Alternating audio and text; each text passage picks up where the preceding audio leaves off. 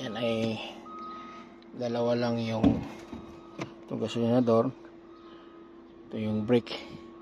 Sa kabila walang laman yan. Sa kabila hindi, ito lang, dalawa lang siya pag automatic. So yan, loob ng sasakyan ko. Yan ang loob niyan ng isang Mitsubishi Fuso. Ayan. So ngayon, turo ko naman sa inyo kung paano magkambya ng isang mag-gear. Ito ay naka-drive. Kita mo, drive,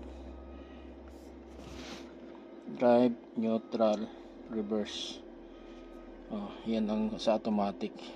Pag gusto mo naman ng manual, yan siya. Positive, negative, positive.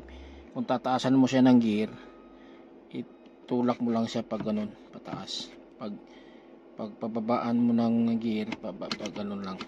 Ginagamit lang yan pag nakapahaon yung medyo mataas, matarik yung kalsada. Kasi pag ginamitan mo ng automatic, kasi nag-automatic change gear siya, kaya medyo ang iba dyan namamatayan, nahinto sa gitna ng kalsada dahil nag-change gear nga siya. So para di siya mag-change gear, lagay mo lang siya sa mode kung anong gusto mong number, palagay natin nakakinta 5, 6, 7 ganun, tulak mo lang. Pag gusto mo naman na siya ng mula 1, 2, 3, 4, 5, 6, 7, 8, 9, 10, 11, 12 ganun. Tapos pagbabaan mo naman siya, ganun mo lang sa manual. So kung medyo okay naman ang kalsada, hindi naman siya ganong matarik, malapad naman, so lagay mo siya sa drive para di ka na magkambi-kambi, hindi na hassle. Ganun.